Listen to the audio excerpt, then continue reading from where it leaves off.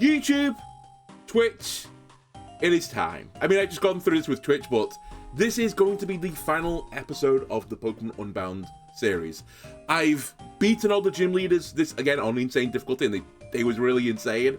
I can guarantee that. I've beaten all the gym leaders, I beat the Elite Four, I saved the world twice. Well, I guess I saved my mum the second time, but, you know, if the big bad guy got away again, he was going to, you know, destroy the world again. So I count that as 2 times saving the world. I beat the refights with the gym leaders. I beat the developers who, you know, they might as well be the gods of this game. There is one thing, though, I haven't done. I thought we could save this for the finale to, like, a trip down memory lane. If you remember in the old mission log, there was a quest I accepted some time ago now. What are you called, though? Which quest was this actually named? It was this one. I was asked to capture all the villains, all the different forms that are hiding around Boreas. And what a perfect way to encapsulate the, like, bookend the bug catcher playthrough, right? By catching bugs. So I had to do this quest as the final last hurrah. In fact, one final last hurrah thing. Do I have a free box for these guys to go into so I don't just lose them? Oh yeah, I forgot about that box. The angry box. You guys, can you vacate box 18? I want to put them in a special place. There you go. You can go into box 16. Enjoy. And we'll name it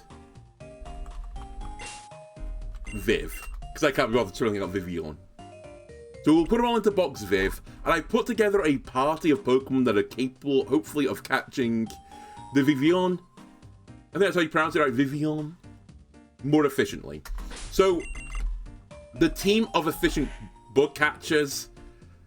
Well, actually, hang on a second. You don't want a choice scarf. That I can guarantee you for a fact. What are you holding, by the way? I know what you're holding. What are you holding? You don't need that. Give me that. And you're actually just not... You're here as a bodyguard, basically. Okay. So we have Cleaver is here. The Cleaver, importantly, has Swarm, not Sheer Force. And you have False Swipe. Resist the 2 type... Well, I say resist the 2 typings. You can't fully resist Vivillon's flying type, right? But the Rock resists the flying, so it can't really send out super effective moves into my Cleaver. Great Pokemon for False Swiping. We'll do that. My other False Swipe Pokemon, because I've got 2... let me put you both at the top. I have also got Pinsir with me. Pinsir's actually quite good for using False Swipe as well for the bug catching situation. Because when this thing Mega Evolves, you are holding Pinsir right? Yeah. When this thing Mega Evolves, it gets Aerialate, and it will turn my False Swipe into Flying type False Swipe, which will be super effective into Vivillon. So yeah, these are my 2... You know what? We've not actually used Pinsir like the entire playthrough. I'll lead with Pinsir. These are the 2 guys that are going to False Swipe the Vivillons down to 1 health. This is if the Quick Ball doesn't catch them. I will throw a Quick Ball at them, but I believe they have quite high catch rate. Oh, I say high. High, hard? I don't know what to call it, but they're difficult to capture. I guess low catch rate would be more accurate. Then the other 3 Pokemon here that aren't Volcarona. Butterfree, my shiny Butterfree. I like you. You're pretty in pink. Compound Eye Stun Spore, so it's more likely to hit. If you put a status effect on it, it's easy to capture. The other moves don't matter. Venomoth, also a user of Stun Spore, also has Roost, so it can stall games out a little bit. And finally Ribombay with some sort of skill swap Stun Spore type shenanigans. I probably won't need this, but I thought, you know what, one more Pokemon here just to, like, grind them down. And really, Volcarona is just here so I can throw balls. Also, I think you can't surf on lava, if I remember rightly, still, even with the ADM. So it's useful to have a Fire-type Pokemon with me. Anyway, there are 19 of these Pokemon, I believe. I've got a guide up. I know where some of them are, so maybe I'll go a little bit off-piste first before I, like, decide, okay, now's the time just, like, hard farm them. Oh, also, I've got these 2 guys on the map still. Hopefully I don't run into one of them. That's the dream plan. So we're going to do our trip down memory lane. Do you remember this? We were captured in the... Actually, I don't know if this was on camera now that I think about it. We were captured by the big baddies or something. I don't remember exactly how this starts, but we were captured by the big baddies. We escaped the base. Fight our rival. And I came all the way down here for an errand. Like all Pokemon games start off with. Aha! The first Vivillon has been spotted. We go to get the package, we come back up, the package, someone's stolen it, they've stolen the Master Balls, and that leads us to the big baddies. The big baddie's catching the legendary birds. I think that's like the story. I think at this point we just had a lowly Heracross, right? And we actually only have Heracross for quite some time because there are no bugs in this area. Alright. By the way, I think to do this quest, you actually don't need to catch them. You can actually kill them as well, but I think it'd be cool if we catch them. So I'll try and catch them.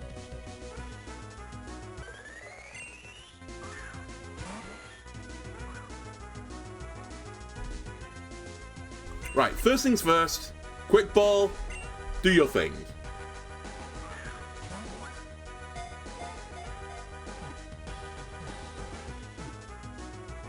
Beautiful. I love it when a flag comes to action. What's better than the Pokemon battle? Just getting a ball that catches it immediately and not having to battle. I'm not going to name all these guys. Or naming convention has kind of like got up the wall a little bit because I've run out of environmental things to name them. I probably could like find something from the recesses of my brain, but literally we're never going to use you in battle. So you're basically a ceremonial bug. Right, I think this is the only one in this area. From what I remember. So yeah, we end up in Bellintown. I don't know what we get. We get like the remnants of the capture of the parcel or whatever it is. I don't remember. But we start the quest on becoming the Pokemon League champion. Then we have to go through the Icicle Caves. We had this Sand Slash quest. Let me just also pop a... Because I don't want any other battles, right? This is a trip down memory lane. I don't want interruptions. Give me the max repels. Also, I can't remember if there's one in here. There might be one in here. But yeah, we went through the Icicle Cave. Eventually have a rival battle. First look at the ice puzzles. Solved like a champ. Found out on insane difficulty that this arsehole will not heal you. Actually, you know what? I was going to say, let me just do it off memory. It's the one in here. Just save me the effort. Any in a blue icy cave? No. Perfect. So I don't have to worry about this. So yeah, this arsehole charges like... How much do you charge? Didn't even tell me. He just took the money. Cool, thanks. But he charges like 53,000 Pokédollars, which is a awful lot of money at that stage of the game. Anyway, we have our first rival battle here. A-Sit, thankfully, because the Heracross is so good in the early game. Which, to be fair, you know, I expected it to be Heracross is meant to be like a late game mon. And I cheated in the early game. But honestly, I think we need to do something like this. I did consider bringing Volcarona, but Larvesta versus like some of the starters that the rival's going to have just would have not been a good plan. Anyway, we have to then like get through this route. I think actually I teleported the first time round because there's so many trainers here. Just keep them going. And that got me to Dresco Town, which is the place of the first gym. Also, if you remember, this was the first area, well, like this up here was the first area I got my bugs. We got Araquanid or Jupiter here. And little do we know at the time that Araquanid would end up being like one of the best bugs. In fact, honestly, most of the best bugs throughout the entire playthrough came from like this area and the one just a bit further north. Araquanid had an insane series of battles through this playthrough. Really, did I really leave that there? Really strong Pokemon the entire time. And then in here, we also had Cutiefly, right? Which eventually became Ribombay. And Ribombay has been an unbelievable stalwart throughout the entire series. Like, both as a support Pokemon and as like an offensive Juggernaut, and then something in between. And it is proven in a lot of these, especially the post-game battles, to be a really powerful Pokemon. Honestly, just having bug Fairy typing is just so strong. Otherwise, dealing with dragons would have been really challenging. So, yeah, this area has provided me with a lot of value. I will also say we did get Combee here and Vespiquen. Not quite the same value as Araquanid and Ribombay, but for the first gym, you know, it gives me some flying type moves into the grass type gym leader. And I was thankful for it at the time. But honestly, this was like the one high of Combee and Vespiquen. I guess the other bit was the old Honey Gold situation, where we're just financing our operations off honey from, what's it called? It's called Honey Gather, the ability. So yeah, I guess everything here had a use, right? Anyway. I think there's another Vivillon, by the way, in Dresco, so let me go get the Vivillon in Dresco.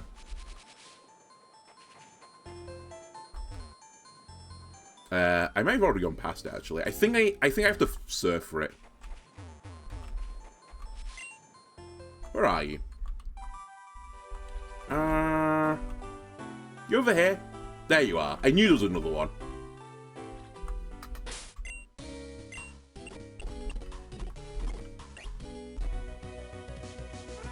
Hello, Lang. Alright. You know what? Quite nice of a villain pattern. The orange one. I think my favourite one is... Actually, we're going to come up to it very soon. I like the purple one. I have to represent the channel colours. Anyway. Why are we out catching butterflies? Because I'm a bug catcher. And this is the bookend of the playthrough, right? I return to my bug catching roots. Okay, we're going to have to go with plan B.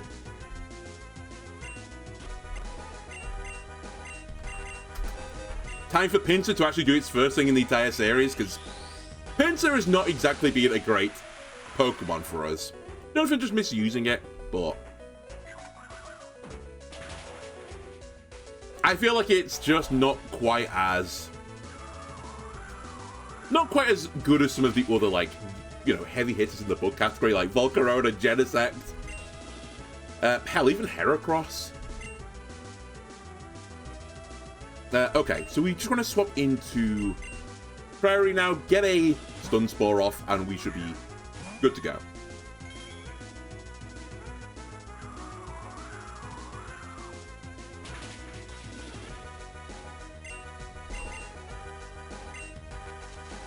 Alright, time to throw balls.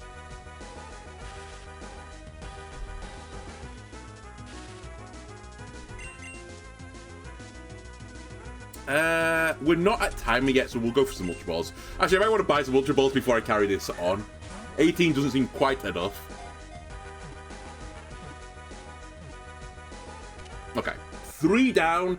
By the way, in case you're wondering how many of these there are, I think there's 19 of them, so we've got a bit of a ways. Although a lot of them are fairly easy to get places. Alright. I think it's faster actually to fly back to Dresco now. And then just before I, well, beans it up, let me get some more Ultra Balls. We're kind of flush for cash right now, so you know what? Give me 90.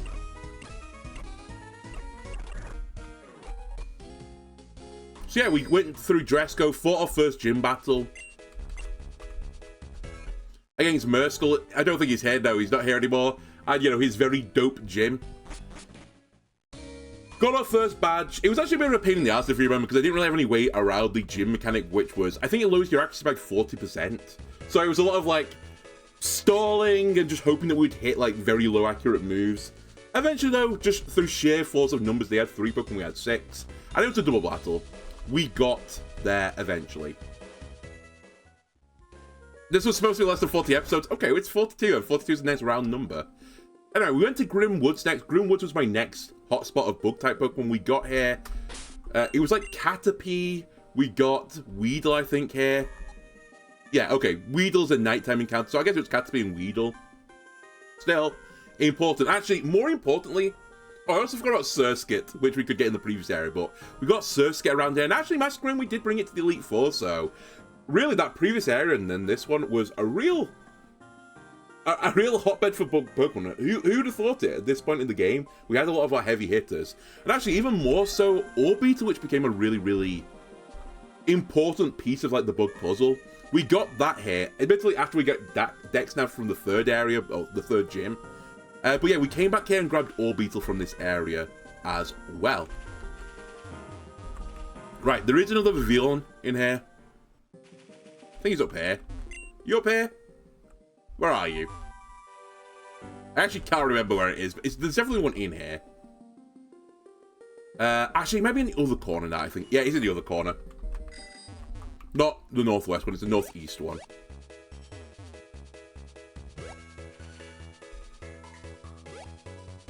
I think it's literally up here. It's literally up here.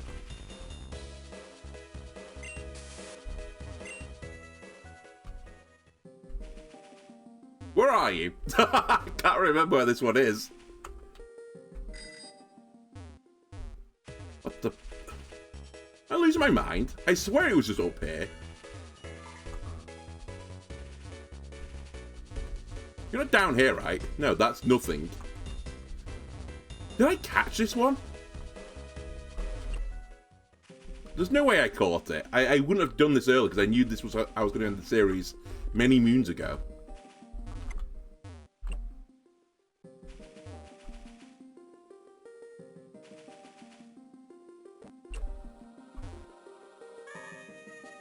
Oh, wait. I don't think there is one in here. I think I'm in the wrong woods. I gotta say, let me just quickly check. Yeah, okay, I'm in the wrong woods. Never mind, I'm dumb. There's a woods that looks exactly like this one later into the game, if you remember. It's in that one. Okay, that's fine. Oops. Yeah, after this, we end up in this area. This area eventually is where we get Center Scorch, which, honestly, I think was maybe the biggest surprise of the entire playthrough, how much we ended up using Center Scorch. I was looking up the numbers of this Pokemon, and it came to, like, of, like, the 8... No, hang on a minute. I think it could have gone to 7 gyms, including... Sorry, 7 gyms and Elite Four battles. And I think I brought it to, like, 6 of them. Like, it has an insanely high usage rate for my gyms and Elite Four. It did kind of, like, go off after the post-game because I got Volcarona. But before then, it actually provided a lot of value. So yeah, it turned out to be a really powerful Pokemon. Honestly, this entire playthrough, because you can do this without turning on Gen 8 Pokemon. I actually think it's something way harder without the Gen 8 Pokemon. Centiskorch and Orbeetle both actually provided a lot of value to me through this playthrough. And honestly, I don't know how I would have got through the 3rd gym leader without Orbeetle. Anyway, we went to the volcano next, stopped them from, like, catching Moltres, I think it was. Which, you know, was a pretty tough battle against the... They called the Light of Ruin at that point. I can't remember what they were called. The big baddies. Come through to Route 4. Don't think any more bugs here. We do have a fight eventually, you know, a bit later into the future in this area versus Primal Groudon for the first time. Which, if you remember rightly, we beat it with a Beedrill. Which was Beedrill's one great moment of the entire playthrough. Being able to beat... Well, I say it beat. I guess another Pokemon afterwards beat Primal Groudon, but it set it up for success. Let's put it that way. Anyway, there is another Vivillon here, so let's catch the other Vivillon. This bit of the game, where we are now, probably means nothing to most people. Like, we just flew through it, right, to get to the next town where the next gym is.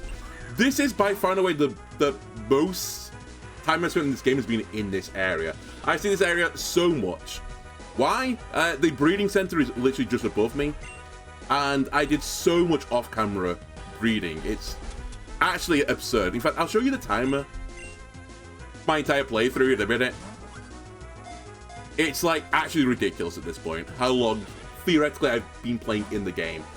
You do have to bear in mind though, obviously I sped some of this up, so I didn't actually have to suffer through it, but maybe suffer is a harsh word. I have enjoyed my playthrough, but some of the early game stuff where you don't have access to bottle caps, you don't have access to changing your nature, you have access to changing your abilities. It's really like, it's really hard, man. I say it's hard, it's just a lot of effort to go into, like, get a Pokemon with, like, a very specific setting. I think it was one of the battles, it might even be for the Dark Gym Leader, where I needed a bomb base with a certain amount of speed, otherwise it would have been, like, completely worthless to me. I spent so much time breeding Rabombays, it was actually insane. Alright, don't run from this battle, that'd be a stupid idea.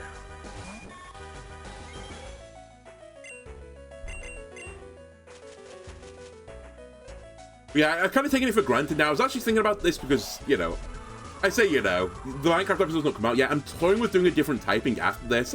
I don't know if we're going to do every single typing. In fact, I worked out there's one of the types you can't actually do.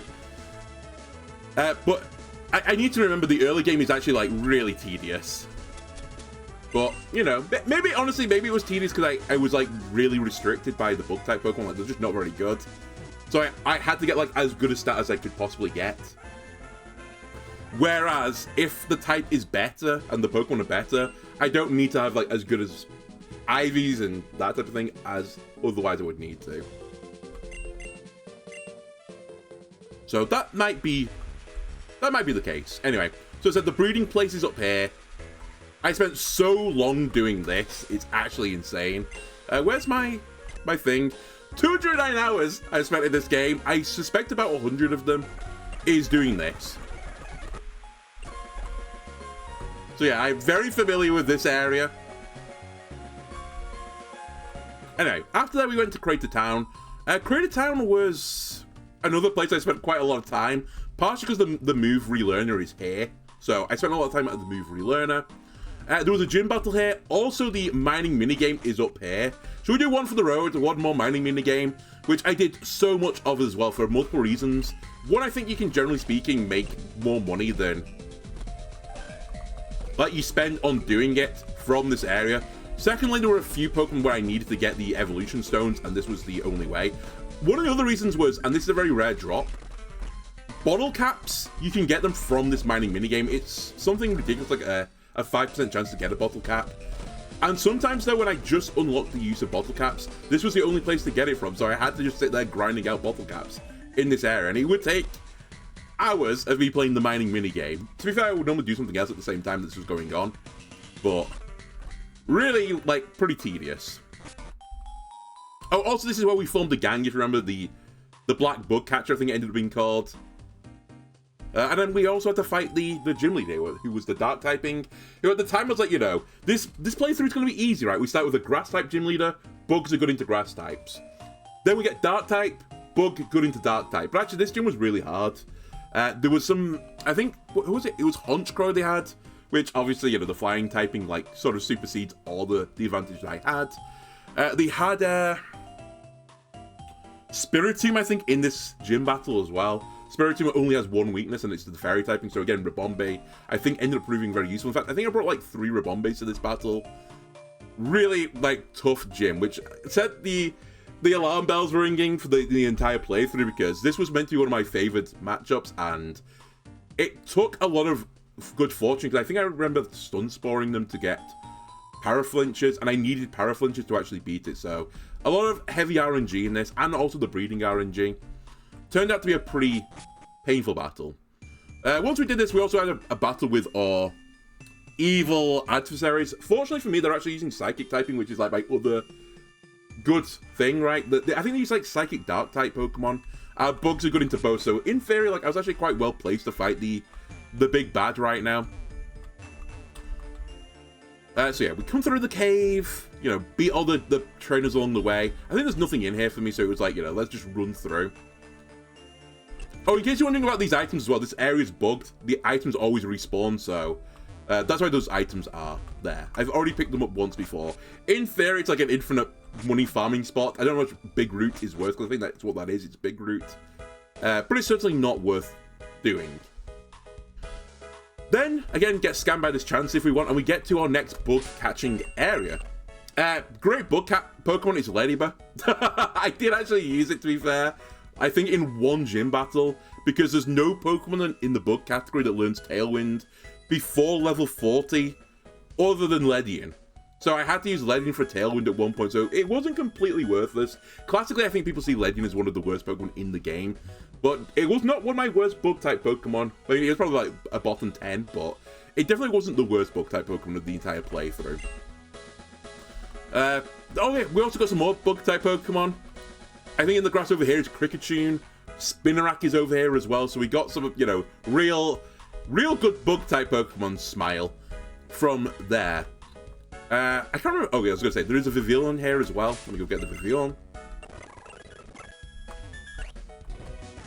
Alright. Can you get in the Quick Ball, please?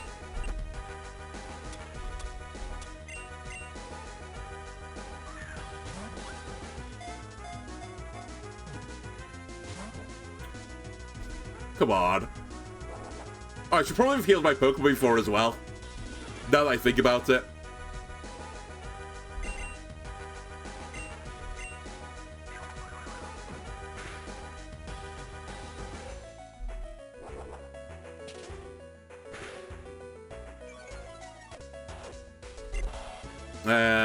I'll go to Glen, sure.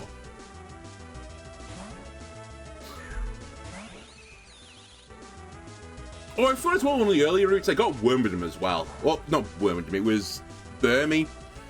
Low-key, I'm actually kind of impressed by how much value I got from Wormadam. Over the course of the entire gyms, and I guess the Elite Four, but the gyms, I actually used one of each form of Wormadam, which I thought was really cool. Again, this wasn't intended. Like, it just happened to be those with the Pokemon that were capable of performing the tasks I needed to perform. I can't remember exactly what I needed Wormadam Plant for. I think it's called Plant. It was something along the lines of I needed a really powerful Leaf Storm to kill a Water-type Pokemon. It might have been like, was it Wailord or was it like Kyogre or something? And it was the only Pokemon that could just one-shot it at that time for me, so I had to use Wormadam Plant for that. Sandy was the one I probably used the most of because it has an immunity to Electric-type moves, which was very useful for Electric-type gym leaders. Being able to safe swap onto Electric-type moves is pretty powerful. And I use the Trash form, which is the Steel typing, because Bug Steel is like by far and away the best Bug typing in the game. And at that point, I had no other Bug Steel type, so like literally, each one of them had like a unique use, like at this stage of the game. And I will say, I think this game has like definitely some irritations I found, but generally speaking, really good game. I like the power scaling in the game as well, which probably better on like, you know, more chill difficulties than the one I'm playing on. But yeah, really nice power scaling. It made me use other bug type Pokemon that I wouldn't otherwise have used. It didn't like just instantly give me Volcarona and stuff like that, in which case I would just never have seen anything else ever again. Anyway, we go through that route. I can't remember if there was any like distress down there. There probably was. Had to come through this cave where I always get lost in it. How do you get through this cave again? Not the cheat way. Oh, you just go this way.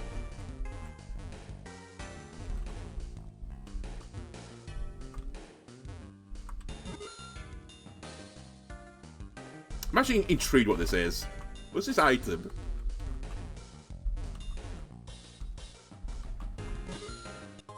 Oh, a steel gem.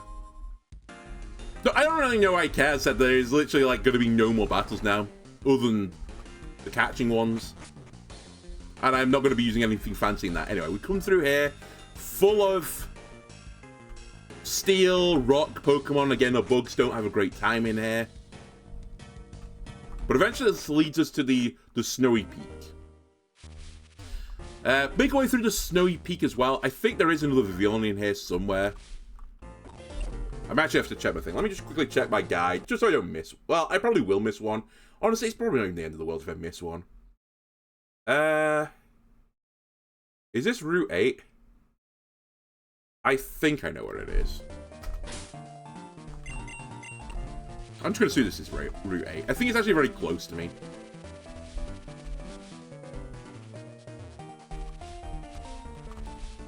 Like over here somewhere. Yeah, there it is.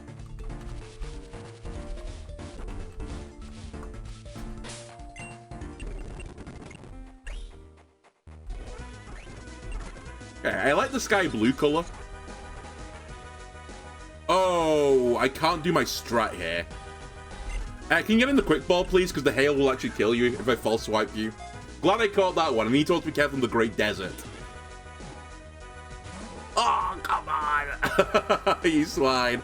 Okay, we'll put a stage summon and it'll slowly tick down. I guess theoretically this is the one battle where I might fail the capture, but as I said, killing it also counts, so it's fine. We'll just take some marks off my bug catching abilities, if that turns out to be the case, where I kill one of them.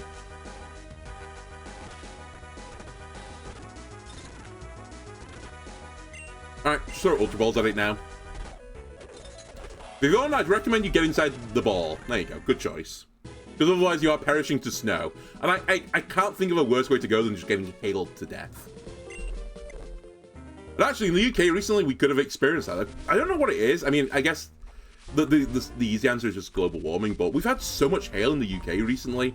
And not just like piddly, like pathetic hail. It's like marble-sized bits of hail. It's been kind of crazy. Even just today, this morning, it really was like coming down. Oh, this area before as well is where we found the, we say found. We rescued the Pikachu kid that got lost or something. I had to bring him back up the mountain. Remember that? Remember the old days?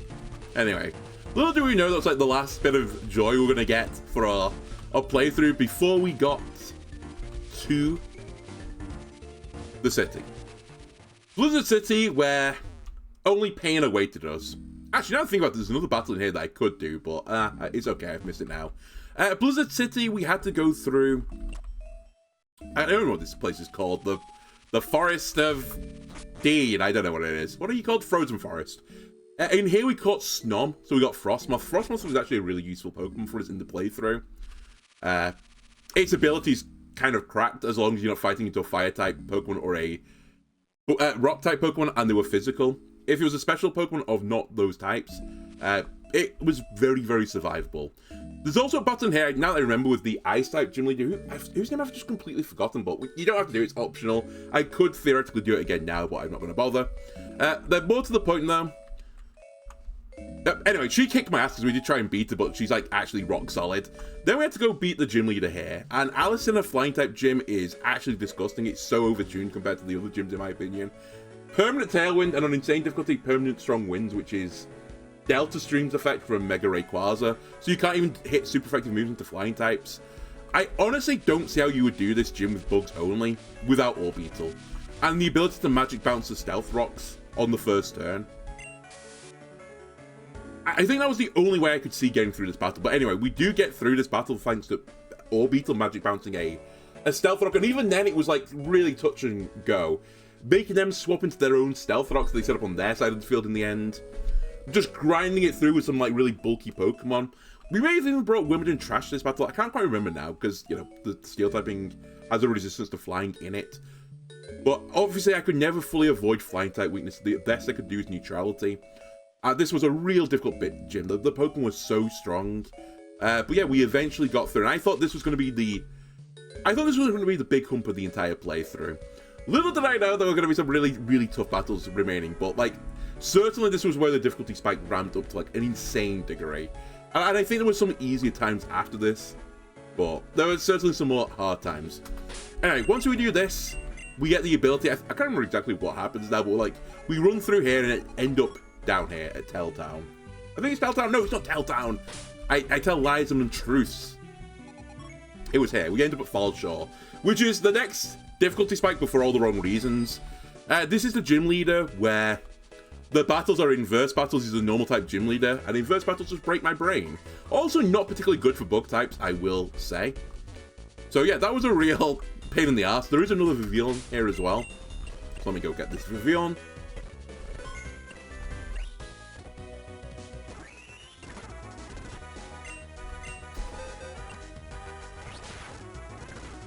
Forgot to quick ball this thing, that's my bad. I'm stupid.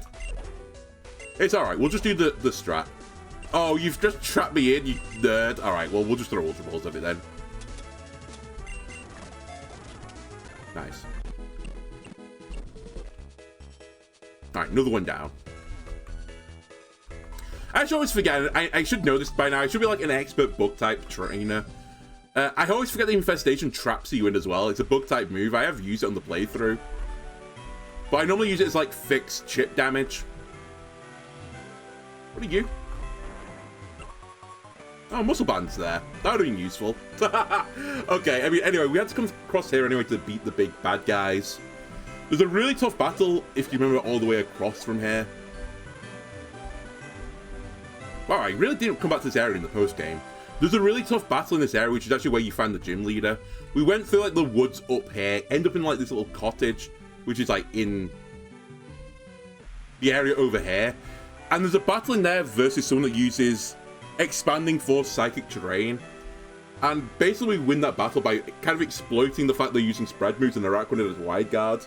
And Wide Guardo kind of went hardo. So yeah, this area and the battles in here, pretty challenging. Also, we got some more bug type Pokemon at this point. I believe we get Grubbin, which becomes Vikavolt. Vikavolt has got the highest special attack of any bug type Pokemon in the game, including Legendary, so, you know, it actually put out in quite a lot of work on the playthrough. We brought it to the Elite Four. Very slow, we would like to be in Trick Room, which sadly you couldn't do till post-game, but it was surprisingly useful. Also, like, electric type, bug type Pokemon, there's not many you can get. Joltik is the other one. And I think Vikavolt, like, kind of edges Joltik. It also gets Compound Eyes in this game, which I don't think it normally does. To, like, increase the accuracy of Thunder, which is pretty powerful. Also, the forgotten bug-type Pokemon Skorupi, which I didn't actually use in the entire playthrough. Sadly, when Skorupi evolves, it loses its bug typing, which is the reason why I didn't ever use it. There's just no reason to use it. Its stats are not very good. I'm just trying to remember now that There is another thing I can get in here. Not in here, in here. Also to the north is the Auburn Waterway, which is actually where I need to go right now to find the other Vivillon. In here you can get Shelmet, I think it's called. Is it called Shelmet? What are you called? I think you get Carablast and Shelmet, something along those lines. I think there's like in swarm encounters or something like that. Anyway, Escavalier is a really good bug type Pokemon. Again, it's got bug steel typing, got an insane attack. Inside Trick Rooms is very powerful. Basically, at this point, as soon as we got Escavalier, Wormadam Trash kind of like fell off. If I needed a special attacker with the bug steel typing, it's probably like the King right now, but I didn't really need it, and Escavalier is really powerful. And then Carablast, which ends up going into... Wait, am I right with Carablast going into... I always forget which way around this is. One of them goes into Excelgor. I think it's Carablast goes into Excelgor, right? Again, an interesting Pokemon. Basically, one battle... My only remember of Excelgor is... Really, it's used for its ability, which is Unburden. Unburden doubles your speed stat when your held item is used. And Excelgor is already really quick, so it becomes like one of the fastest Pokemon in the game if you can trigger its held item usage. And I barely use it in the entire playthrough because it's really hard to set up terrains, and terrain's like the best way to get held items to use immediately because you can just give them the seed items. The only like time I really used Excelgor for like any like significant use was in a battle versus Ho-Oh, if you remember, which was like a raid battle mechanic. And I don't think I could have beat this battle like any other way. Maybe there was other ways, but I couldn't think of it. But I had to rely on them using Brave Bird, taking recoil damage. Then I used Excelgor with like Endure and a healing item. And the Ho-Oh would hit the Excelgor, do more recoil damage to itself than I could ever do to it. I would survive on 1 HP thanks to Endure, eat the Citrus Berry to give me more health, which would mean that it could take more recoil damage on the next attack that they hit me. Also, it would trigger Unburden so that I could attack them as well. So it was like the chip damage they were doing to themselves was more impactful than the damage I could ever do to them. Because Ho-Oh is like the actual worst Pokemon I think any bug can go into. It's a real like counter to the entire monotype bug playthrough. Probably my hardest counter in the entire playthrough. Anyway, so I bred 3 Excelgor just purely for this purpose. And again, it was another battle, a bit like the Beedrill versus Primal Groudon, where I had to use a Pokemon with Endeavor to beat it, and I couldn't think of like any better way to beat the Primal Groudon. Bearing in mind I couldn't control my Pokemon in that battle, so I literally...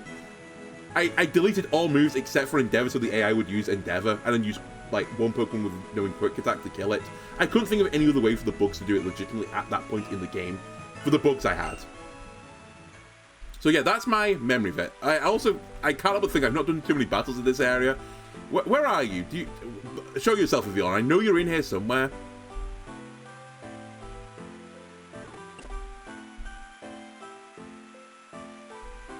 I really don't want to get in a battle right now. I'm not battle ready. It's kind of why I brought the Volcarona with me, just in case something bad happens. I don't think you're up here. Are you down here? You are down here. I knew you were in a weird spot.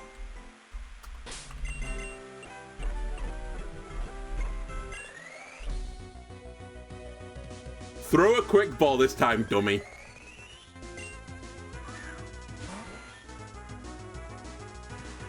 Alright, I didn't know there was 2 orange forms either. I guess this is like orange and brown. I think the other one was orange and red. Okay, quick ball.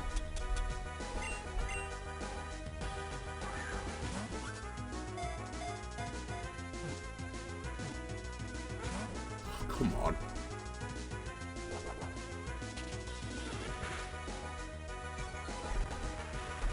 Alright. Flying type, false swipe.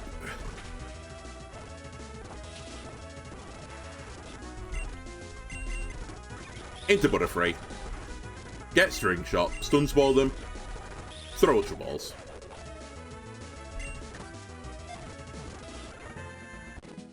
Did you have to make it hard? Like, I could have let you go into the ball, full health, not injured, but no. You forced me to go through the routine of leaving you on literally at 1 health and then paralyzing you as well for good measure. It makes me look like the bad guy. Anyway, once we go through all that area, beat the bad guy, we get the gym leaders to come back, do the hateful inverse battle where Normal types are incredibly OP, bugs aren't very good. And then we have to come through this area as well. I can't remember if there's any bugs in here that we got. No, but coming up we get Joltik, which, honestly, I was somewhat disappointed by Joltik over the entire playthrough. I was actually kind of looking forward to using Galvantula. Galvantula is like just the faster version of Vikavolt, but it's not quite as heavy hitting. And it kind of proved to be the point. It was like a bit of a jack of all trades, master of none. So yeah, we got Joltik from Thundercat Mountain. In the meanwhile, I'm so tempted. I'm going to just fly up the next bit. I think, yeah, let's just fly up the next bit. Before I can go through Thundercat Mountain, I end up having to, and in fact, I'm not going to go through Thundercat Mountain if I can avoid it. I had to go through this cave, get to the top of the mountain, and we have like a pseudo gym battle with, I forgot what she's even called now. I was going to say Excella, but she's from Resident Evil 5. Sorry, it wasn't Excella, but it's something like that. And she gives me access to the Mega items, which is actually quite useful for the bugs, because there are some good, well, I say good Mega bug Pokemon. I guess, again, it's a bit of a stretch, but certainly compared to the normal bug type Pokemon, Scizor, Mega Scizor is actually pretty good, although I don't use it too much over the course of this playthrough, but it definitely came into consideration. Mega Heracross, though, more to the point, was actually a seriously impactful Pokemon for my playthrough. And you can actually get Heracronite quite early, so yeah, it proved to be a very useful item to get. And you also have to beat this guy, or this gal, for the playthrough. I don't remember the battle, but we kind of went in with like almost no preparation. Most of the big battles I had to go away and like work on it off camera to like figure out a route to success, because these battles are so hard. This was like the one exception to that rule where I just came in with 6 Pokemon. I was like, I think these Pokemon could beat her. Didn't expect anything of it, and I just beat her. So I have like no memory of this battle, other than the fact is like I was shocked I beat it so early. So yeah, so we win that battle. I have to then go through Thundercat Mountain. We get a big battle with the big baddies. I think we have a rival battle as well in there. Like the rival's like, I don't trust you to be strong enough to beat the big bad. It's like, yeah, rival, you just got like smashed by an Alakazam. What are you talking about? Of course I'm strong enough. Stronger than you at least. I certainly have a rival battle up here as well. I think did we end up going positive versus the rival? I actually don't remember anymore. I can't remember if it was even or I went positive. Oh well. Who cares at this point? We got through the battles. Anyway, we came through this area. I can clearly remember how to come through this area.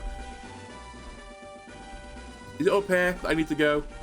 Yeah, okay. We go through all of here. And this took us to Dihara City. Dihara City was the other city where I spent quite a lot of my time. You might ask why. The reason for this purely was for the casino. I had to keep doing, is it called Cloudburst? Should we do a game of Cloudburst as well for Alastara? I kept doing Cloudburst because I needed currency in the casino currency. Mainly for battle items more than anything else. Like, at this point in the game, I couldn't do raid battles of a high enough, like, level to get the held items from it. Now that we're at, like, level 5 and 6 of the raid battles, they almost always, I say almost always, they have a reasonable chance of dropping held items, things like Choice Specs, Choice Scarf, leftovers, that type of thing. But before I can get to that level of the raid battle, this was the best place to get held items. Especially, like, I think you can get leftovers from here. I think you get weakness policy from here as well. So, yeah, I spent a lot of time doing this ruddy mini game, trying to get typically scores of above 200. I mean, I'm not really fully focusing right now, but trying to get 200 or more. And then just resetting until I get to, like, an insane score. Did you actually tell me what I can get in here? No, you can buy coins. Oh, TMs as well. You get Reflect and Light Screen from here, and they're, like, pretty impactful moves in the game of Pokemon. But yeah, look at some of the items you get here. Like, actually, reasonably good. Oh yeah, Life Orb as well. Holy shit, Life Orb is so important. Oh, and this is my first chance to change the abilities of Pokemon. Can't get the hidden ability, but change their abilities, which can be quite useful. If I've spent all my time breeding these Pokemon, at this point, breeding Pokemon to be fully, like, S tier is actually really hard. If I have one with, like, perfect stats and it's the wrong ability, it's so nice, even if it's a tedious, like, time sink to do so, it's nice that I can just change its ability. Also, while I'm here, I end up going to the Ruins of Void, which honestly soured my experience of the entire post-game. In fact, let me just go there. We get, like, teleported to this area with Nurse Jack's fight through. I think we end up fighting Mega Rayquaza here, or just fight Rayquaza and Hooper or something at the end of it. We fight the 3 legendary dogs, which is pretty hard. Oh, they were back to back to back as well, remember, without any healing in between, so that was a pretty brutal battle. This area, though, is completely south of my experience with the post-game. It's part of the reason why I decided not to do all the quests. To be fair, I think I've only really left quests now that are a bit either, like, tedious, like, you know, the Safari Zone one, or a stuff that I've kind of done already, or stuff I can't exactly do. For example, I can't do monotype the Elite Four with every typing, because some bug X typings don't exist, like Bug Dark, Bug Normal, Bug Dragon, they don't exist in this game. So I couldn't actually do that quest. But there was another one to beat, like, all the battlegrounds one after another. I've kind of done that already, right, but it was in multiple sittings. And then, yeah, some of it's like, get the ingredients to bake a pie. It's like, I don't really care anymore at this point, so yeah, to be fair, when I say, like, it sours my idea for the quest, this wasn't the true one that soured it for the quest. This was the one that soured the post-game, because this, going through the post-game in here, and especially when we're about to go into the Tomb of Boreas, it was like platforming, but in Pokemon, and Pokemon is not a great game for platforming, unsurprisingly. It's not designed for that, and I really didn't enjoy it, so I really wanted to do the battles more than anything. Anyway, then we got to Dahara. Dahara is, I don't know, I always feel like Dahara is like a bit of a ball ache to get around, but honestly, it's not too bad. It's not as big as I thought. There are some really troll battles in here because of the effect of, like, the sandstorm with certain abilities that, like, lower your accuracy, or, like, I guess raise their evasion. But honestly, it wasn't too bad. The Tomb of Boreas, though, which is to my, like, east, Jesus. In the post game, that was so bad. Also, it's one of those shuffle puzzles where, you know, it's like a 3x3 grid, or in this case, it's 4x4 with one empty space, and you have to, like, shuffle the pieces around to make the face. Holy shit, that insane difficulty is, for someone that's not very good at those puzzles, it was actually a nightmare.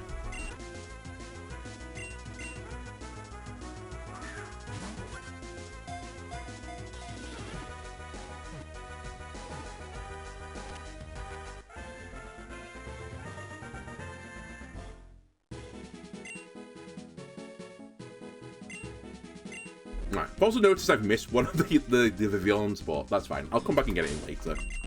I've already been by the route. I guess we'll finish off the desert. So we go through the desert fairly, like, comfortably from what I remember. I don't think we got, like, particularly stuck in here. I vaguely remember as well doing a quest for, like, a cloud or something where it's like break all the rocks, which I always find a bit, well, firstly tedious, but also it's like break the rocks on the west side of the map, but not the east side of the map. But there's not really a divide on here. I assume it's because it, like, refreshes the map if you go beyond a certain invisible line. And I think if you do that, you get, like, Sunny Day or something is the TM. I vaguely remember needing for, like, one battle or something, so I had to do it. That's all I really remember of this area. This place as well, honestly, absolutely no memory of it whatsoever. In fact, I think this is just a kind of throwaway town, to be honest with you. The most I remember is that there's a fossil reviving place here, and I needed to revive. Oh, that's what I should remember Dahara Desert for. It's where I get a Maldo, because I need is it the claw fossil for this thing? I can't remember now. But I need to get a claw fossil, and I went through there smashing rocks, also for that quest, smashing rocks, because it was the best way to get fossils at the time. And I got every goddamn fossil but the one I wanted until, you know, eventually I finally got it. And then I was able to breed it for other Amaldos. But Amaldo was like an okay Pokemon through the entire playthrough. It's interesting because it gets 2 priority moves. It's kind of like a bootleg Scizor, in the fact that it gets Tough Claws, which boosts contact moves rather than Technician. And then it gets Accelerock and it gets Aqua Jet. And they're both priority moves, so you can get, like, a kind of similar effect. Obviously, if you Aqua Jet, though, you're not getting stabbed. But the Accelerock is kind of akin to Bullet Punch. But unfortunately, it's rock typing versus steel typing, and the steel typing is, for the offensive standpoint, it's, like, actually pretty useful for, like, fairy types, for example, you know, rock types, which bugs struggle with. Whereas the rock typing is, like, good into, you know, other bugs and other, like, flying type Pokemon. So it's like, they're both okay. I wouldn't say, like, I regretted getting it. It was certainly worth doing. But I definitely think we had more success with Scizor than not Excelgor, Amaldo. Anyway, this was the place I was saying before. There's a Vivillon in here, which is very similar to the palette of No. It's very similar to the palette of the Grimwoods. We did get some bugs in here. In fact, my great apology of this entire playthrough is for one of these Pokemon. In this area, you can get... Well, actually, you can also get... You go into Vivillon, right? You can get Do you go into Vivillon? I always forget this. I think you're the one that goes into Vivillon. Vivillon was, like, fine, but for, like, double battles specifically. And there's not that many double battles in the game, so it did some stuff, but not, like, fantastic stuff. My big apology for this playthrough is Dustox. I really, really undervalue Dustox, which no one has ever said in the history of Pokemon.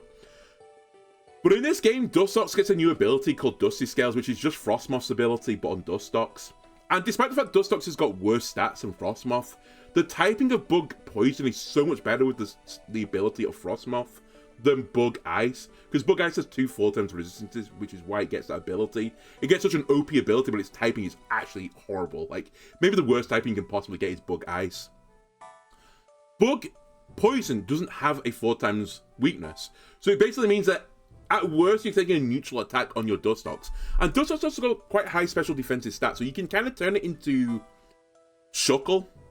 Like, it's like the special version of Shuckle. And I didn't use it throughout the entire playthrough. I was actually ready to make this as, like, the worst bug Pokemon on the entire playthrough. And then in the post-game, I started, like, messing about with it and, like, looking at the numbers on damage calculators.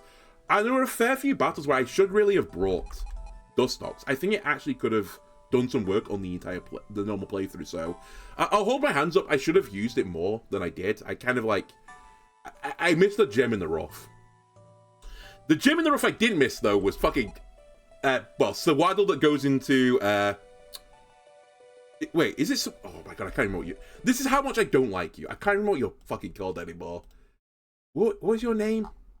Levani. Levani may be the worst bug. It's not the worst bug. That's too harsh, but like one of the worst, the most disappointing at the least. I really like the design of it. I think it looks kind of cool. Not super cool, not the coolest Pokemon, but like it looks interesting. But I just couldn't find any use for Levani. It's like, oh, it's got horrible coverage. Buggrass is a horrible typing as well. It's like, kind of like the Bug Ice typing. It just doesn't like help one another. Its ability, its best ability is Chlorophyll, which works in the sun. And you don't really want to put Sun up when you've got a 4x weakness to fire. It just means you're going to explode at the slightest little ember of the field, and you explode. So yeah, I don't think I ever used Levani in any battle. It was so underwhelming, and I was kind of excited to see what it could do. A bit like Galvantula, I've never really played with it before. It's got decent baseline stats as well, but just all in the, like, it's such an amalgamation. Like, it's got a reasonable special attack, it's got a reasonable attack, a reasonable defense, reasonable special defense, reasonable speed, but it just doesn't work out together. It's like a jack of all trades, master of none, but then it has no coverage for it. Really annoying. So it kind of irritates me, this Pokemon. But anyway, we got it here, so I think if there was like an award for the most annoying Pokemon, and like it annoyed me, that would be it. But it probably wasn't the worst. It was up there though, or down there, depending on how you want to look at it. Anyway, this I think is my favourite form of the Vivillon. I really like the purple one. I don't know, it looks so nice. Different shades of purple on there, a bit of pink on the tinges. Maybe I should have caught this one. To be fair, I didn't use Vivillon too much on my playthrough, as I said, but I'd have liked to have used this one more than the regular one, I guess it's called. I don't know what it's actually called. Alright. I was just like singing your praises. Get in the ball. Okay, I've also been trapped in with it. Oh, you've also set up Safeguard? Cool. I'm glad you're making it really easy for me to catch you. Sorry for paralyzing and stopping you from swapping out. No.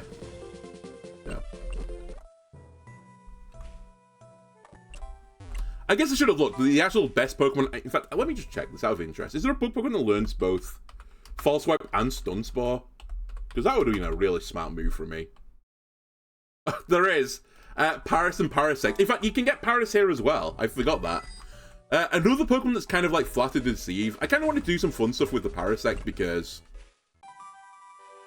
it gets the ability... I don't know if it gets the ability normal, but it gets Toxic Boost, which means when it's poisoned, it kind of gets like a Guts-like boost on it. And it's got an okay attack, Parasect. So in theory, like Trick Room, Parasect could do some... It could do some work, right? But you know, it couldn't get over the typing bug grass. It's really Gen 1 statted. In fact, I'd really like in the future, I think Parasect is the perfect Pokemon to get like another evolution. It might be a bit too good with the Eviolite. I mean, I say that, it's got 80 defense, 80 special defense. It's pretty average, right?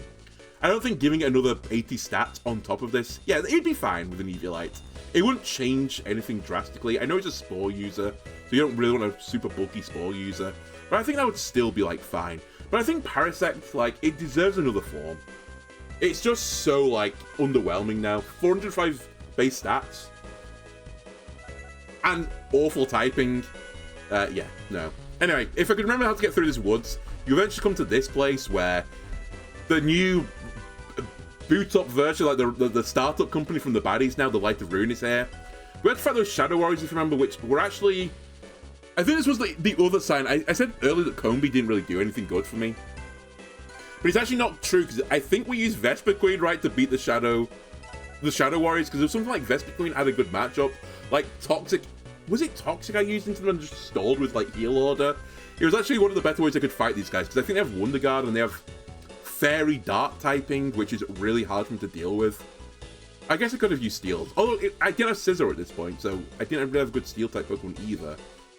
Maybe I could have dealt with this better, but it was like the last time we saw Vespiquen was in this area. Beat Aklov. I can't remember his team at this point. It wasn't too hard from what I remember. And then that means we can go to my favourite place of all. I'm not going to run down here. We go south from the desert instead. And we end up in Antithesis City, which is my favourite place in the game. There's like a turf battle. There's a dock on the other side as well, where we did like a midnight raid or something like this. It was really cool. There's sewers underneath the place as well, where to rescue those guys' socks. I kind of like as well that the Pokemon Center robs you for money. You have to pay £500 to heal here. It's like, you know, I assume the better, but I don't really know. You know, I'm not qualified to do this. Yeah, I think they're healed, but I didn't go to nursing school. I just really like it. I like the aesthetic of this place. This is what the next gym leader is as well, after Mel. In fact, it's quite a big gap between gyms from 4 to 5, because I think this is the... Oh, wait, no, there wasn't. I forgot one of them. This is 6. I forgot about Galvaning... How did I forget about Galvaning Tahara? That's where we got our other gym badge.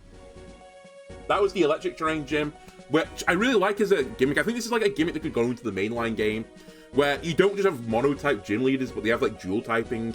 And he was steel and electric, and had magnetism. I was going to say magnetic terrain, but had magnetism always on, so they had an immunity to ground typing. Really hard gym battle. A lot of swapping around with the Manectric as well, which has like really high speed, Volt Switch, and has Intimidate, so not great gym for physical attackers. But we overcame it anyway. Then yeah, as we said, we came to Big Mo. Big Mo's gym gimmick is actually really hard to deal with at this point in the game. His gym gimmick was the heaviest Pokemon go first. And he brings a bunch of Ultra Beasts. Even at this point in the game on his same difficulty, he's got 3 Ultra Beasts at this point, which I can't have Ultra Beasts at this point in the game. Also, Bugs, classically not very heavy. So I really had issues with this gym leader because I basically never have speed control. And Bugs are not good without speed control because their defensive typing is awful. And this was one of the gyms where like I really abused swapping into Center Scorch to take Fire-type moves, baiting a Fire-type move into a Bug Steel-type Pokemon, and then just not taking damage on the Center Scorch turn. And really, I think again, without Center Scorch, without the Gen 8 Pokemon, how the fuck would you do this? Because I wouldn't have had a Bug Fire-type Pokemon at this point. I don't know how to got over Celesteela.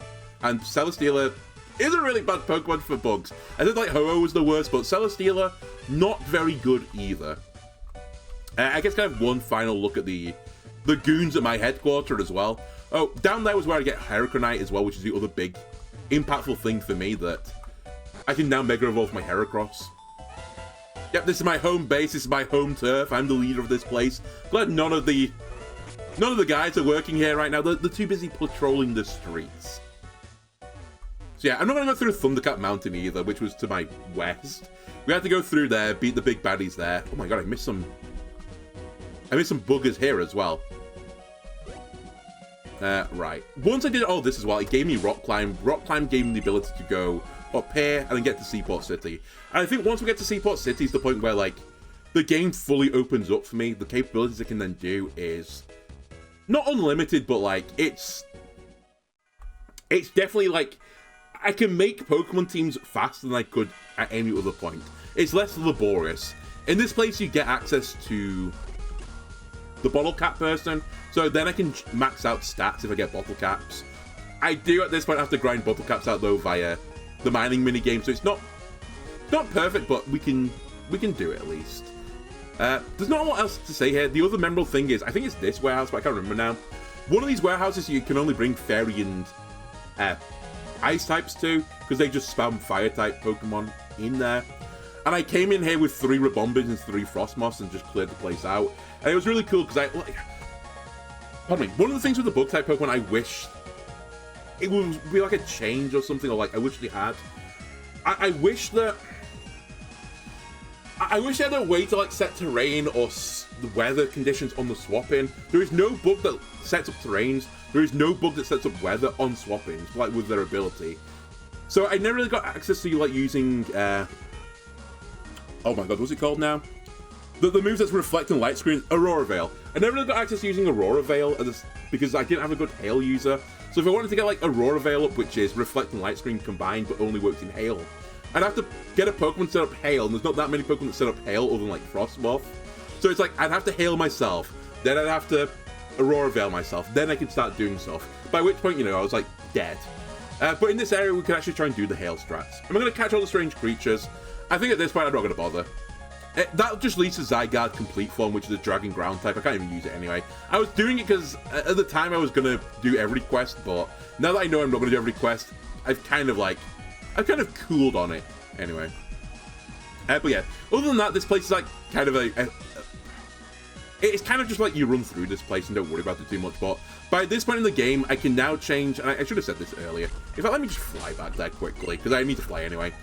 I forgot to mention when I was in Telltown, this place you can change your natures, which is extremely powerful for me. No longer do I have to breed for natures, which was really like, getting both the nature and the IV that you wanted was so painful. But at this point, you know, didn't matter anymore. I can change my natures. So that's actually a pretty big gap. Here, I can then max out a stat. So I'm basically free at this point to make whatever team I want. Then we sail over to Polder Town. Polder Town has the 7th gym in it. This gym is the one I probably abused the most. I actually just destroyed this gym. I think it's the easiest gym in the game, to be fair. It's a Camomon gym. And I will say they do abuse a certain gimmick. It's like setting up Fisher's Rend on... I think they're doing it to like Seeking or something like that in the rain, and it does disgusting damage. The problem is they didn't... Oh my god, did I really miss this? The problem is they didn't really anticipate someone coming through with a normal type Heracross with Facade and Guts. And you just actually... It's the delete button. It just does unlimited damage, so yeah. With my normal type Heracross in this Camomon battle, in case you don't know what Camomons is, the first 2 types from your moves become the type of your Pokemon. I think I turned into like a normal bug type Pokemon and just... I just did unholy things. I did have to set up Tailwind, to be fair, so it was like... It wasn't quite foolproof, but I could have won in easier ways, but I wanted to do it this way. So yeah, I did it that way. But yeah, it was a really, really funny gym battle. Through Cootsbog, we eventually get to... I don't know if I can bother running all... In fact, I've just completely forgot. I meant to be doing bug stuff. I'm just like flying around the map. Have I missed any more bugs? I almost certainly missed some other bugs. There's one in the bog for certain. That's why it just like... It retracked my mind. Yeah, I've missed so many of these. Alright, that's fine. I'll go back and get the other ones in a second. But yeah, we come to a head with the big bads. We have to get to Crystal Peak. Where are you exactly? Are you down here? Man, I never quite figured out Cootsbog. I still get lost in here. All the goddamn time as well.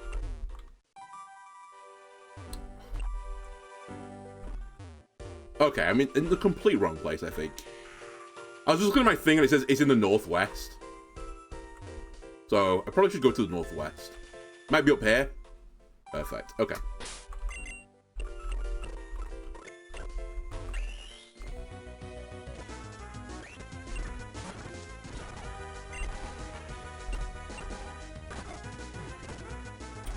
Just get in the ball, dummy. I think so far you've been the most disappointing color scheme of all the villains. Green and brown. Doesn't really do it for me. Can you stop confusing my poor little Butterfree? Alright, never mind. Yep, next Pokemon. Venomoth, we've not tried you yet. Let's get you stun sporing. There you go. And it's always the first Ultra Ball. It's a bit Christmassy, yeah, but I mean, if it was like green and red, like green, red, and gold or something, I could allow that. But brown, it's just a bit dirgy. To be fair, it is in a swamp, but... Yeah, I don't have a lot to say about Coots Bog other than the fact that I always get lost in here. If you go through the Coots Bog, you get to the point of the run which, like, caused me great grievances on the Ghost playthrough, which I may at some point redo again on insane difficulty, but I'll do that as, like, the last one if I do it. If I do all the types. This place here is, like, I think it's the only place in the game, bizarrely. Maybe it's not the only place, but it's, like... There's 2 places in the game you need Waterfall, and this is one of them.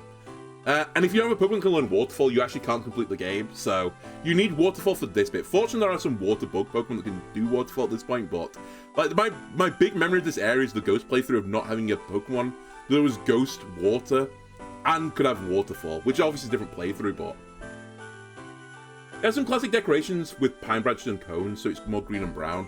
Yeah, I can see the scheme. Okay, let me just quickly check. Is there anything in Crystal Peak I need to do? Because I really don't like this place. Any Crystal Peak Pokemon? I missed something at Seaport. Okay. I've missed so much stuff in the center of the map. Okay, that's fine. Nope, fortunately, okay, I don't have to go through Crystal Peak. Crystal Peak is where we have our final battle with the big bad. I'm not going to run all the way to the top of the mountain, but it was a really bad battle. It's Hooper Unbound. It's like, this was Mega Rayquaza at this point. Then not only do you do that battle, but you have to, like, fight... Who was the other one I had to fight before it? You have to, like, fight Zekrom and Reshiram as well, which is not very fun with bugs. And then, after all this, I'm like, okay, I've beat the big bad guy. I've beat, like, these legendary Pokemon, including a Fire Dragon. Can I just leave now? No, I have to fight my rival's father. And that battle was also really painful, so... I remember for 3 episodes straight being on this mountain. Because I had to prepare for, like, back-to-back-to-back battles. And it was so tedious. I also nearly softlocked the game from what I remember in this place. Because I think if I didn't have a Pokemon that could learn either Surf, Waterfall, Rock Smash, or Fly, you get softlocked here, because if you lose one of the battles, you spawn here. And you can't leave without Surf and Waterfall. And you can't go further into the cave without Rock Smash. And if you didn't have Fly, you know, you can't escape. You would literally be trapped in here. I've not done it yet, but, you know, I need to remember that in the future. I mean, to be fair, I create so many save states. They wouldn't ever happen to me, but if you're playing this game, I'd recommend creating save states around this area, especially like before you go into the bog. Just because I think you can softlock the game here. Which is pretty spooky when you're like this far into the game. You've just done the 7th gym leader. Once you've beaten the game, then you can get through Magnolia Town. Which is a town where nothing really happens. To be honest with you. To be fair, Cynthia is here right now when I said nothing ever happens. There is this battle cafe which I've not really interacted with, but at a certain time, like throughout the day, you can get like battles with certain trainers, and if you beat certain trainers, they'll give you the Z crystals. This only unlocks in the post game, sadly. And also the Z crystals you get from here, just not that useful for me, so I've not actually done it. But if you want more battles at very specific times of the day, you could do the battles here. I assume you're for Dragonium Z, which isn't very good for my bugs, funnily enough. If you want Moo Moo Milk as well, you get Moo Moo Milk here. I guess the most important thing for me is this is where this quest is initiated. This is the quest giver. So I'll be back fairly soon with all my bugs. Yeah, don't know what to say about this part of the run either. At this point, I'm just like sprinting towards the end of the game. It's like, oh my god, the next area is the bug gym leader. Let's just quickly run over to the bug gym leader. Do you think is it this way? I actually can't remember what the bug gym leader is. I think you're over here.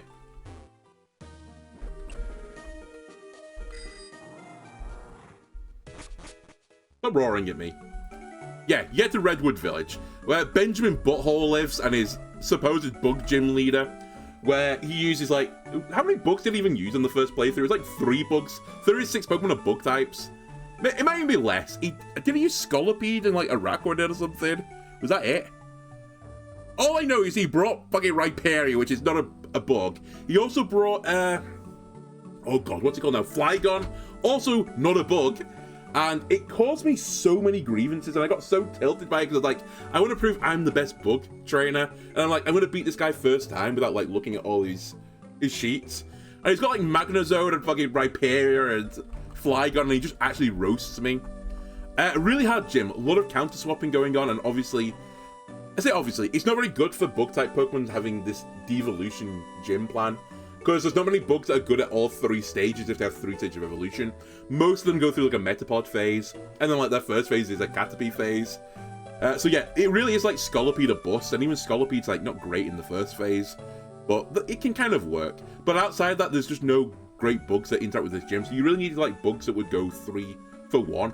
So it was really hard to beat this gym leader. And actually the refight was also really hard.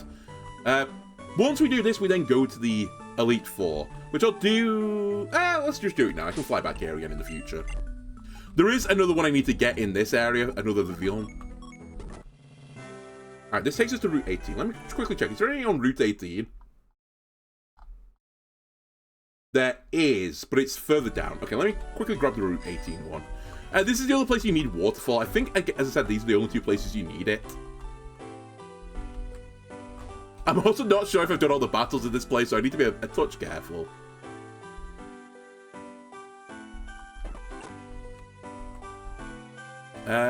Where is this Vivillon? I see you, you're there. So how does one get there? Like so.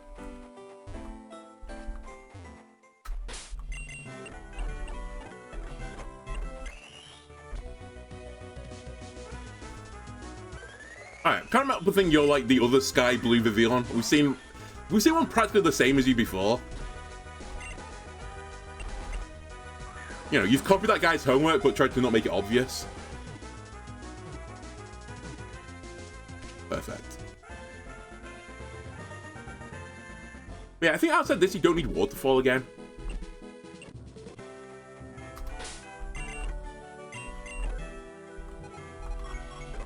I don't have too much to say about Route 18. Route 18, you know, it's a route in Pokemon. That's about it. Then we get to Victory Road. Victory Road has just got like some... It's got a famously annoying puzzle in there. Which actually, now that I think about it, do I have to do the puzzle to... Let me just see if I have to do the puzzle if I go this way around. But yeah, you can just go through here. This bit's not too bad.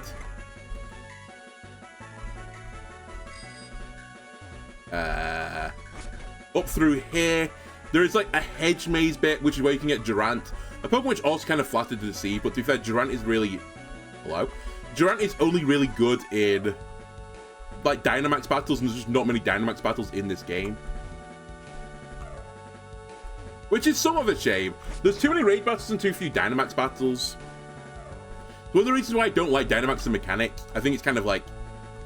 Hello. It kind of sucks because you just don't get to use it in every battle. It's like only very specific battles you're allowed to do it. Unlike Mega Evolution, where any battle I get into, I can do it. It's not like someone's like saying, oh no, you're not allowed to have too much fun today.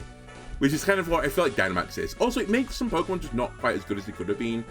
For example, I didn't use Butterfree too much on this entire playthrough. I did use it occasionally, but it's got a Gigantamax mode, and you get G-Max.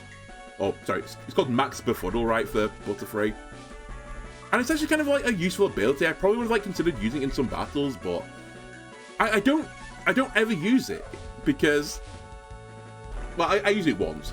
But you get so few Dynamax battles. It's like, why would I use it in like these very few situations? Or like, I don't know. It's just there's not enough times I could use it. Where is this guy, by the way? Where's this butterfly?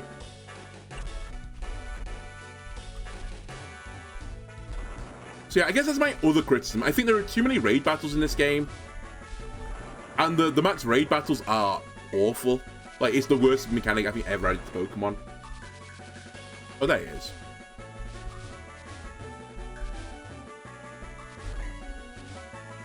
Like, why would you like play around a mechanic where it makes like a third of the moves in Pokemon just completely worthless? Like, it's not a good idea. And then it's just not fun when you change the entire concept of the game where moves that are meant to do a lot of damage are like restricted by some bullshit armor mechanic. It's finding them really tedious. They're like really hard for as well, the bugs to deal with. Because you kind of wanted like some survivability, and bugs are really bad defensive typing, so it was hard to survive. Another thing that turned me off doing the post game. Alright, you are a more distinct blue, I'll allow it. But another thing that put me off doing the post game was so many of them are just max raid battles. Like the Electivire quest, for example, and the one I fought with, I think it was Toxapex I was fighting, and it just wasn't fun, man. It was just like a real grind. Just lowering their stats with moves that also lower their stats, like Lunge, for example, to drop their attack stats, or Struggle Bug, while I slowly chipped away at the armor and just tried to like stall the battle out. That's not the way I want to play Pokemon, man. I want to use some of these fruity moves. Like, I want to use Skill Swap. I want to swap their abilities so I'm immune to like Fire-type moves or something, like I did the Heat Shiny in one of the post-game battles. I want to use like Fake Tears and that type of thing to like catch someone off guard. Maybe do a switcheroo with the items.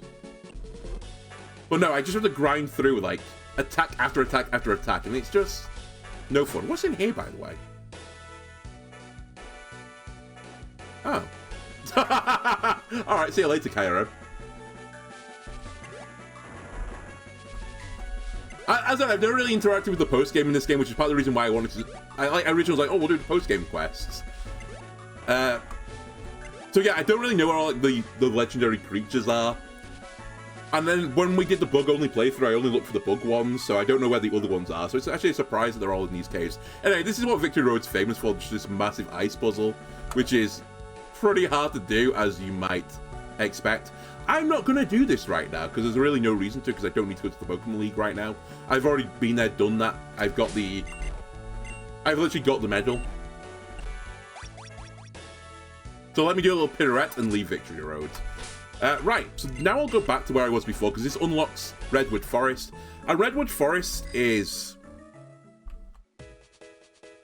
Oh, I forgot one other thing. Headbutting the trees here gives me some more bugs. So I got Forretress from here, and I got Scizor. And Scizor, as soon as I got it, I was immediately like, this Pokemon's insane. Forretress was also really useful for me. Pinsir, less useful. I did get Pinsir here as well, so it's like a little homecoming for Pinsir. But these were like the final bugs I was getting before the Elite Four. But as I said, I got Scizor at this point, and instantly, I just used Scizor. Like, it was such a powerful Pokemon for me. Bullet Punch with Technician on a stab move. With Choice Band normally. Disgusting damage. Alright. Eventually, once we beat the game, we finally got access to this place, which is where you can get some of your final Bug-type Pokemon. This is where you would get Heracross. But obviously, I started with Heracross, which is why I started with Heracross and didn't wait till now. It would have just been really... honestly, by the time we get Heracross, we just never would have used it. Heracross would low-key have been one of the worst Pokemon, because I just wouldn't have ever used it. I don't know how to get around this place, and there is a bug in here, so this is going to be the one that takes me the longest to get.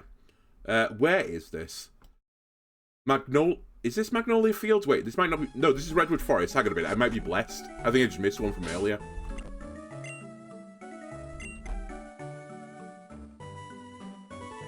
Holy shit, I think I'm blessed. I thought there was one in there, but I think actually it's in here. Anyway, we've caught all the Pavilions that I know off the top of my head where they were. I think the other one is down here. Maybe I did know this one existed. The other thing we've not really gone through on this, like, whistle-stop tour of all the places on the map is I did this so often, like, almost like as a daily routine at one point where I was doing the raid dens each time. So there's a raid den just above me to the north. And I was doing the raid dens for a few reasons. First, I wanted the battle points, which are useful for buying items and changing your abilities and all that jazz, and getting new moves on Pokemon later. It's only used for the post-game, really, but I need it in the post-game. But also, it gave you battle items, and like certain items which I desperately needed. For example, I had to do that raid den multiple times to get Black Argonite, or whatever it's called, so I could get Cleavor. But yeah, this is how I've got so many like choice items and stuff. I just kept doing these raid dens day after day after day to get me the items I need to beat the game. So I kind of like got into my muscle memory now, the pathways to get to all of these. To all the raid dens. So for example, I know there's one literally just to my north here. Well, here. Alright. Let me use my little guide now just to get the last one. So there was one on Route 16 that I've missed. Which one's Route 16 game? Ah, okay, there was one here. Fair enough. I was going to say, it's probably the areas where I flew over it.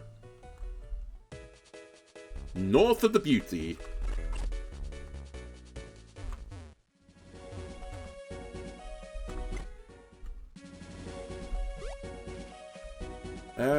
Where be Beauty? I'm seeing handsome, but not Beauty. Oh, are you Beauty?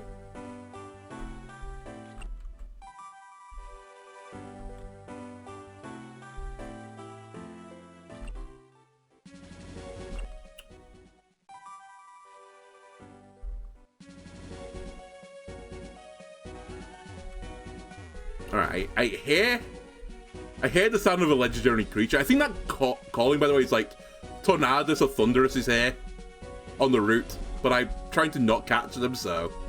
But I just don't want to battle with them. Where the hell is this bug? It's eastern side, north of Beauty. I've not seen the Beauty yet. Oh wait, there's the Beauty. I assume this is the bug then. Alright.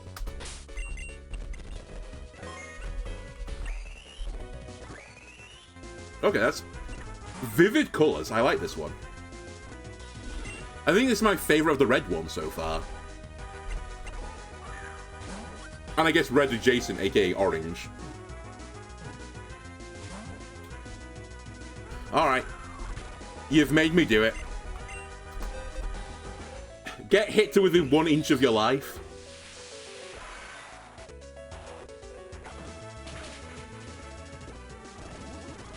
Oh, it's quiver dancing. He's setting up on me. This thing might sweep me. Unironically, it might sweep me. I might not be quicker anymore, you know. Okay, I am. Oh, I get some 50 levels higher. But I think the villain and Butterfree got quite similar speed stats if it were level 100. It's killed me, though. Alright. You can tank some hits, if you don't mind.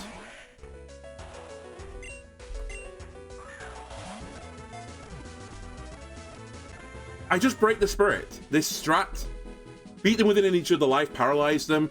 They're always so forthcoming to get in the ball then.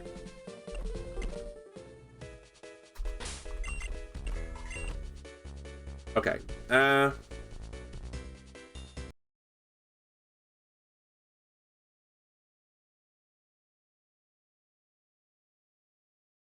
Oh, I missed one down here. Okay.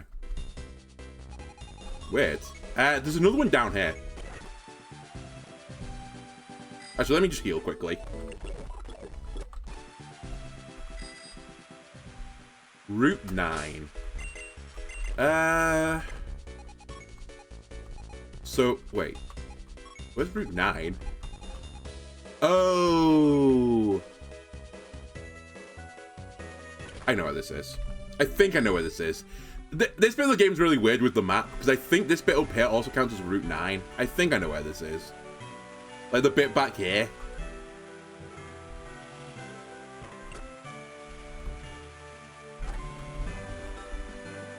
Yeah, this counts as Route 9. I think it's around here somewhere. Alright, not there.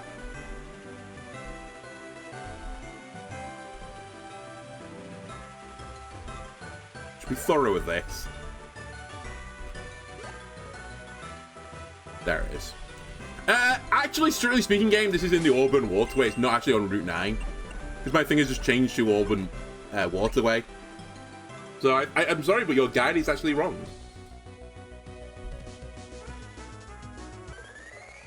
If this was like a more vivid, like a yellow on the top, I'd kind of like...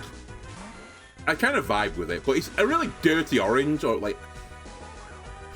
Honestly, like a diarrhea brown colour they've used for it. Kind of disappointing. Again, I'd strongly recommend if you ask your cousins in the Viv... Okay, you've made a colossal mistake. You didn't even shake one time for me. Now I'm going to beat you within an inch of your life.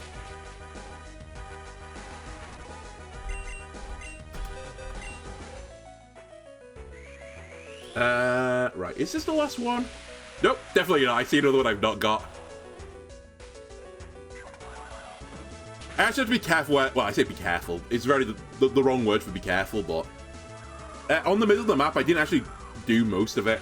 Because it's kind of optional, right? The middle parts of the map just surfing around for experience. So I didn't do it. And that's where I need to go. So I think most of the battles in this area I've not done. I really don't want to get into a battle right now. I might actually lose.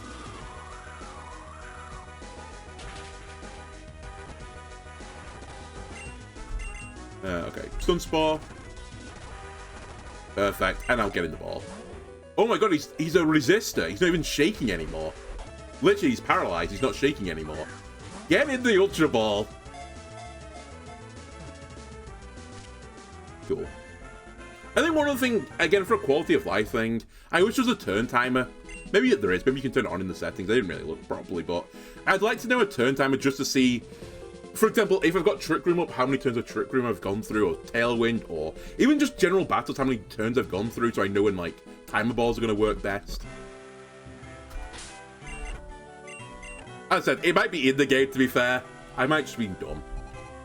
Okay, so I need to get to Route 13 now, which I think, yeah, it's this route. Alright, let's go back to Dahara.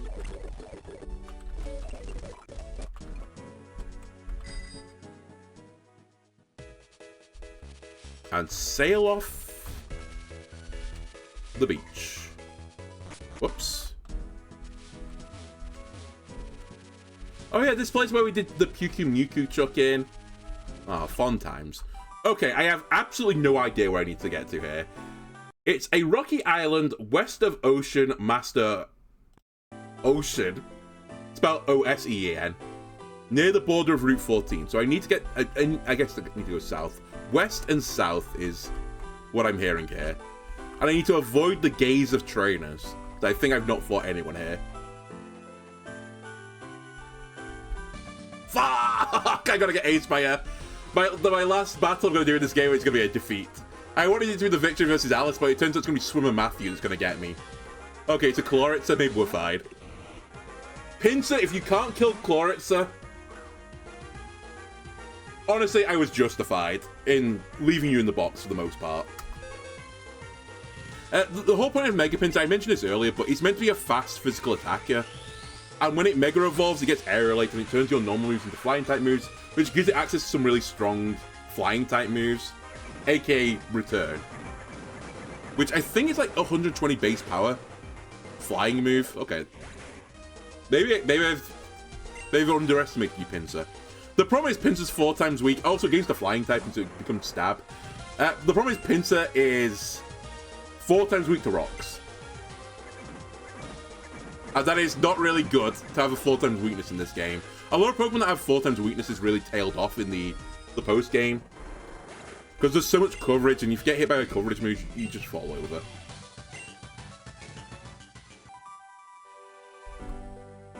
Alright, there's the bug. How do I get on this rock? Game, why are we like this? Ah! My last battle isn't versus Swimmer Matthew anymore. It's going to be versus Swimmer Reese and his Floatzel.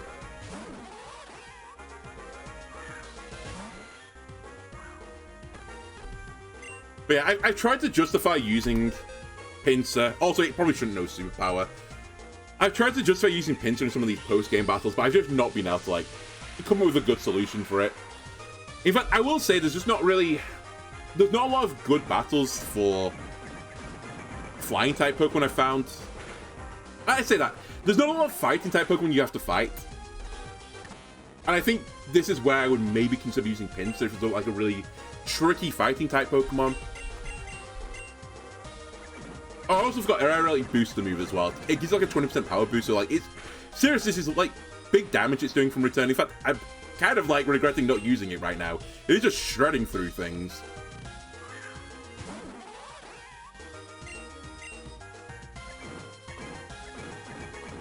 To be fair, it's not exactly the hardest of Pokemon, but... So far, it's just one-shot everything. Oh my god. It's not Swimmer Reese, it's not Swimmer Matthew, it's not Alice. It's actually Swimmer Richard. And he's Mantine. Okay, this has got flying typing. I have to be a bit concerned here.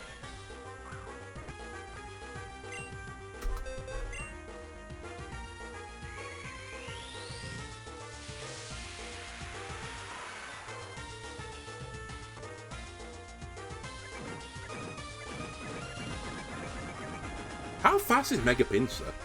I'm actually shocked I'm outspeeding everything. Oh, I didn't kill this guy. Fortunately, it's not used a flying type move, but Hydro Pump. Raw Dog a Hydro Pump. That's gonna hurt. We'll just use Return again. Sorry, just want to quickly check. Pinsir. 105 base speed. It's actually pretty quick. It's quicker than I thought it was.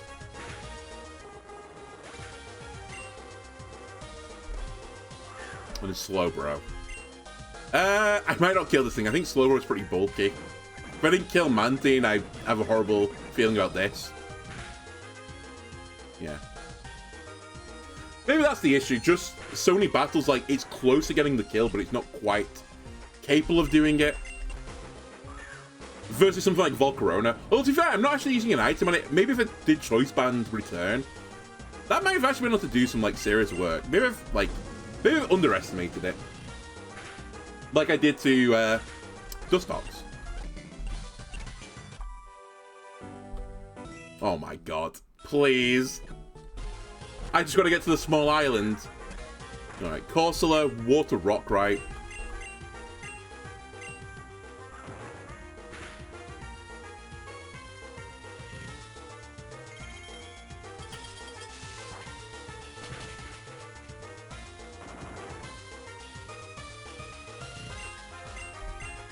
Wait, are you rock type? I think you're just pure water. I can't remember anymore. You must be, because otherwise Lunge wouldn't have been effective.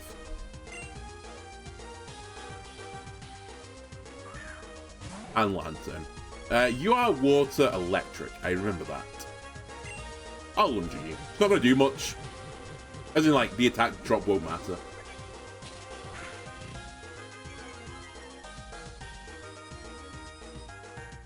Again, just Raw Dog's a Hydro Pump. Killed all my false swipe Pokemon now. You nerd.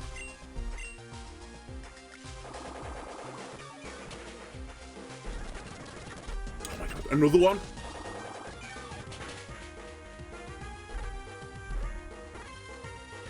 Nice, you missed a Hydro Pump this time, you dweeb. Alright, another Swimmer down. Let me get my max revives. I do have a few of these. I've got 401 max revives. It's pretty good, actually. Return. How do I get to this rock? I know what it is, but I can't pathfind to it. Do I have to go all the way down the bottom and back up again? Oh my god, I literally have to just do this. Dex Nav, leave me alone. Alright, there we go. The hardest to find one of them all. Also looks kind of colourful. Oh, it's like a sunrise. Okay. Oh, I like it. I like it. I hope all the other ones haven't had, like, special designs on them I've just not noticed. We're gonna do it the hard way, it turns out. Alright.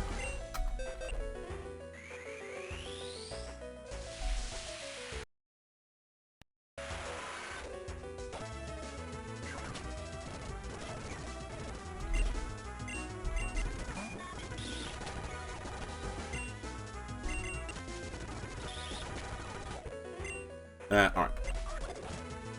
Again, we've got a resistor here. A real resistor. 3 balls at this stage. 4 balls at this stage. Okay, there we go. No more. In fact, I think we're like 1 turn away from Hyper Ball's been better. Okay, so that's 13. I need to do... Okay, there's 2 more I definitely need to do. How have I missed so many? I mean, I guess I know why, because I was just doing it off the top of my head. There is one at the south of Seaport. I have no memory of this. Oh, okay, I have memory of this now. It's literally here. Oh, wait, what's this? Slowbronite, if we wanted it, is here. Sadly, not a bug-type Pokemon.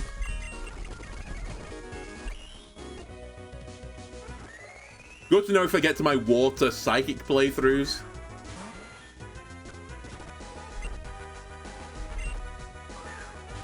Again, I kind of like the design of this one as well. It's kind of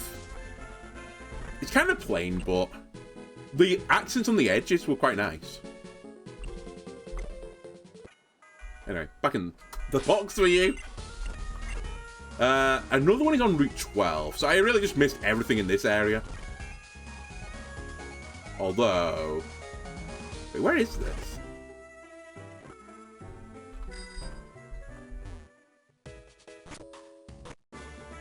I'm actually surprised because there's a raid den here, so I know this part of the map quite well. But I clearly didn't know this. Past the beauty? Is it? Oh, wait, I see it. I literally cycled past it earlier. That's going to have people getting cross with me, I think. I don't know this part very well. You have to go through this cycle one time. I forgot there was, like, another path down here. I apologize. My bad. Okay, as well, I kind of like the black and white design with a bit of a purplish blue accent. I could actually do without the sky blue part of it, but... the rest of it, I think, kind of looks stylish. Alright, we're doing it the hard way.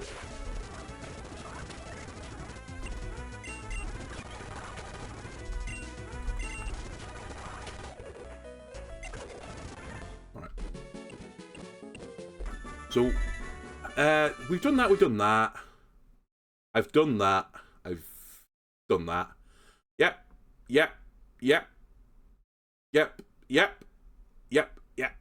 I think I've done them all. I think that was the last one.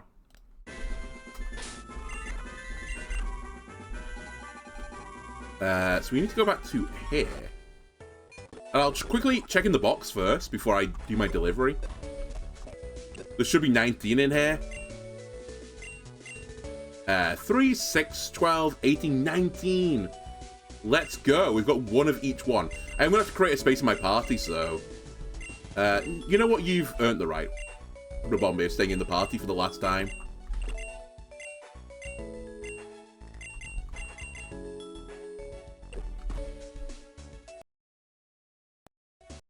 Goodbye, Venomoth.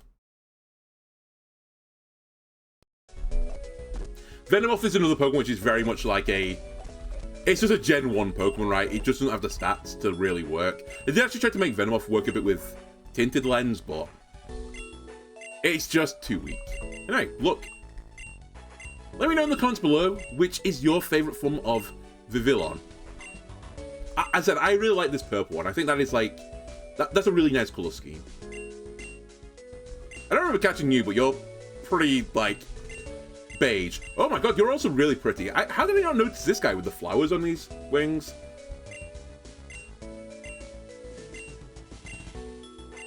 I like that one as well. And I think you're quite stylish. Alright, so I should have completed my final quest I'm going to do in this game. I see 2 exclamation marks. And this is a different Vivillon because it's a shiny. It's the base form, but shiny.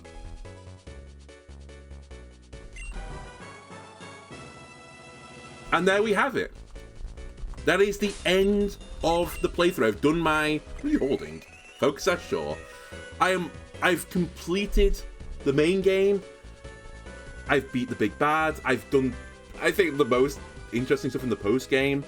I've even proved myself as a capable bug catcher. I've caught the 19 rare forms of Vivillon with the minor help of a guide.